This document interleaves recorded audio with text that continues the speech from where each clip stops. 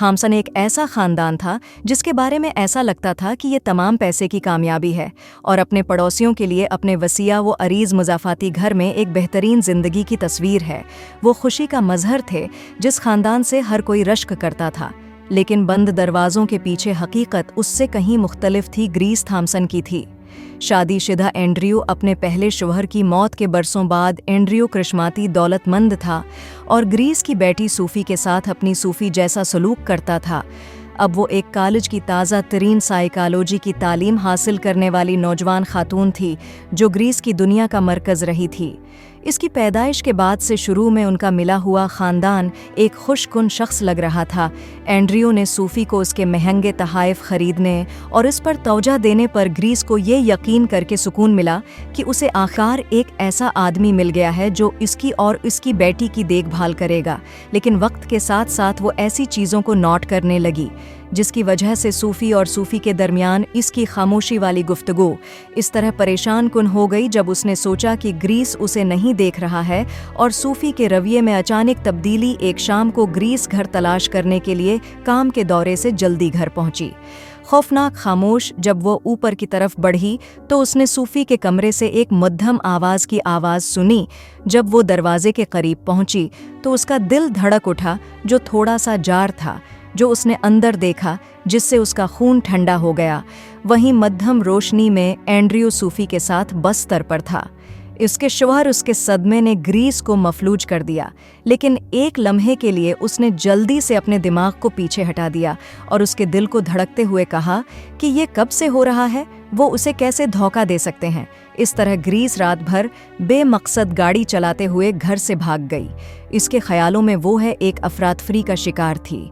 अपनी ज़िंदगी सूफ़ी के लिए वक्फ कर दी, अपनी बेटी की खुशी के लिए सब कुछ कुर्बान कर दिया और एंड्रयू ने अपनी ज़िंदगी और इसके ख़ानदान के साथ इस पर अपने दिल से भरोसा किया था। जब वो बिलाखिर घर वापस लौटी तो उसे बर्दाश्त करना बहुत ज़्यादा था। जब डॉन ग्रीस ने खुद को प्रिस्कॉन रहने पर मजबूर कर दिया था जैसे कि कुछ नहीं था। क्या हुआ वो जानती थी कि उसे अपनी अगली हरकत का पता लगाने के लिए जो कुछ उसने देखा था इस पर अमल करने के लिए वक्त दरकार था। लेकिन एक बात यकीनी थी कि वो उन्हें इससे दूर नहीं होने देगी।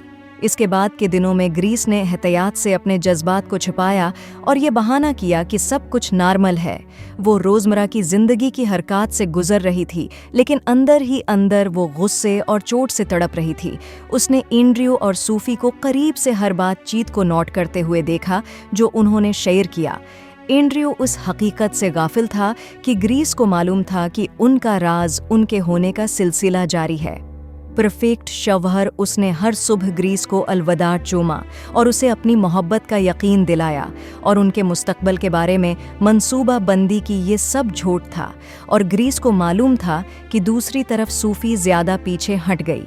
जब भी मुमकिन हो उसने ग्रीस से ग्रीस किया। इसका जुर्म इससे जाहिर होता है जिस तरह उसने इनकार किया था। अपनी माँ की आंखों से मिलना ग्रीस सूफ़ी में खौफ देख सकती थी और उसने उसके गुस्से को बढ़ाया क्योंकि ग्रीस उनके अफेयर के सबूत उकट्ठा करती रही। उसने खुद को ज़्यादा ठंडा होता महसूस किया और उसने अपनी खफिया मुलाकातों की तस्वीरें खींचने और टेक्स्ट मैसेजेस को महफूज करने का रिकॉर्ड बनाया। उसने एंड्रीविक फ़ोन पर पाया। वो जानती थी कि वो किसी भी लम्हे उनका सामना कर सकती है, लेकिन ग्रीस अब एक सादा से तसादुम से मुतमईन नहीं थी। वो बदला लेना चाहती थी जो उन्हें उसी तरह तबाह व बर्बाद कर देगी जिस तरह उन्होंने उसके ग्रीस का मंसूबा उसके जहन में शक्ल अख्तियार करना शुरू कर दिया था। उन दोनों को तबाह कर देगी, लेकिन वो ये इस तरह करेगी कि उसके पास होंगे कोई निशान बाकी न रहे।